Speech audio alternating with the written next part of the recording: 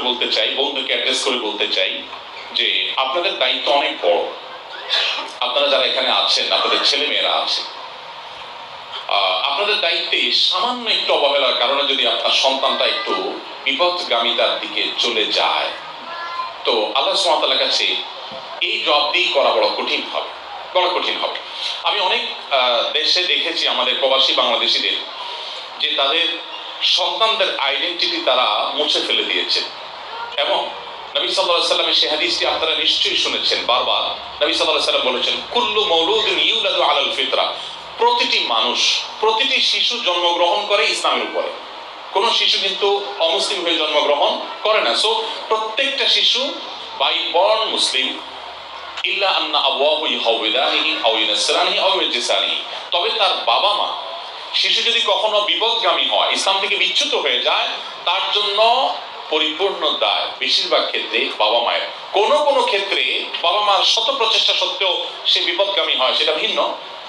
তবে বেশিরভাগ ক্ষেত্রেই বাবা মার দায়িত্বশীলতার অভাবে, তাদের ভুল সিদ্ধান্তের কারণে, ভুল পদক্ষেপের কারণে তাদের সন্তানরা বিপদগামী হয়। সো মায়েদেরকে বলতে চাই, আপনার সন্তানের মধ্যে ঈমানের বীজ বপন করা, তার মধ্যে ইসলাম সম্পূর্ণরূপে তার মধ্যে ধীরে ধীরে গড়ে তোলা, ইসলামের মধ্য দিয়ে তাকে বড় করা, এটা আপনাদের অনেক বড় একটা দায়িত্ব।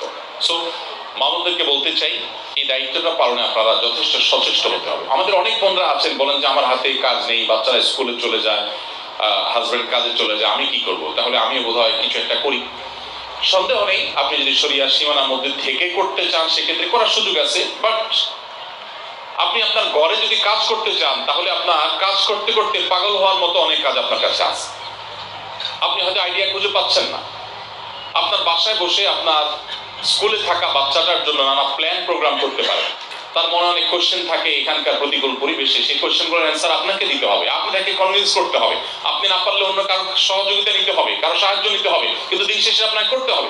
অনেক ভাইরা আছে যারা এই ক্ষেত্রে তারা উপার্জনের জন্য ব্যস্ত থাকার কারণে তারা সময় দিতে পারেন না। মায়েদের এখানে দায়িত্বটা অনেক বেশি। এই জন্য বোনদেরকে আমরা বলবো, আল্লাহকে ভয় করবেন। মনে রাখবেন, আপনার সন্তান যদি ঈমান হারা হয়ে যায়, তাহলে আপনার জাহান্নামে যাওয়ার জন্য শুধু এই একটা জিনিসই যথেষ্ট হতে পারে।